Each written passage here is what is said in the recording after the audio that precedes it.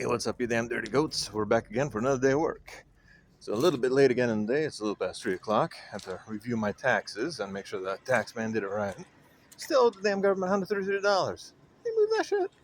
Wow, I'm not gonna ask so many questions. That's actually not that bad.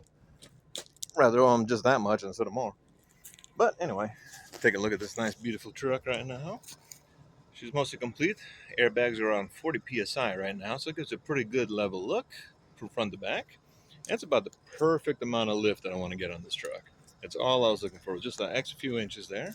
Give me a little more wheel travel up into the actual arches there, and gives me about 15 inches to the bottom of the frame and about almost 2 feet to the body. And this is without a body lift, which is just perfect. Any more than that would be a little unstable, especially with these narrower tires and these wheel-centric or hub-centric wheels, which is actually perfect. Gives you a very nice smooth ride. And actually, from my own experiences, a narrower tire is much better than a wider tire. I used to run that kind of setup with some big offset wheels.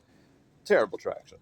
This way, actually, when you air down, you actually get a longer footprint instead of a wider footprint. And that actually will do you much better on loose surfaces than a wide footprint. I learned it the hard way from experience. So now we're back on the project. We're just letting the truck warm up a little bit. And we got a couple different options here for mounting our hitch.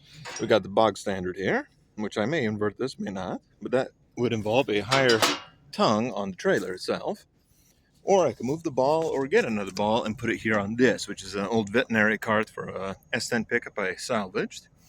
And this actually is meant to tow a trailer along with it, but it gives you a little extra platform for tools and whatnot. And I think it would be a pretty good idea for the yard trailer project. But again, the whole idea is not to spend money. So I already have this. I can take the ball off and move it here, which will give me a lower tongue on the trailer.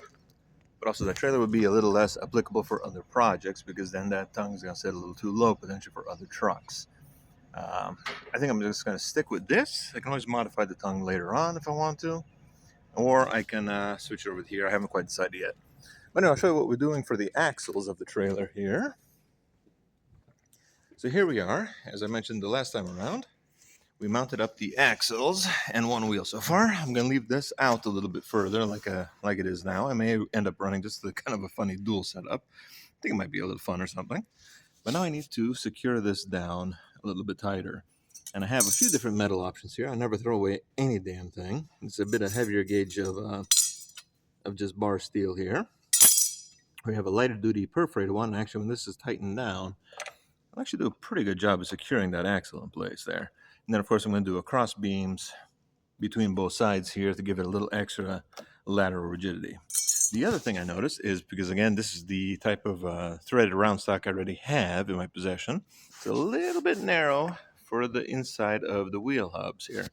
So I'm going to get me some copper pipe that I have laying around, and I'm going to cut sleeves and insert them into here to make this a little bit of a tighter fit. So what we're going to do is, I think I'm going to go with this route here. I'm going to cut another piece of this because I have a longer piece at hand. I'm going to go ahead and secure those on, mount the other wheel, get the cross members across, and then start working on the tongue. Don't mind him. It's just, they're creeping. Don't worry. Anyway, let's go ahead and get started. So I'm going to get the copper pipe. We're going to start sleeving and mount the other wheels. I'll get back with you guys in just a sec.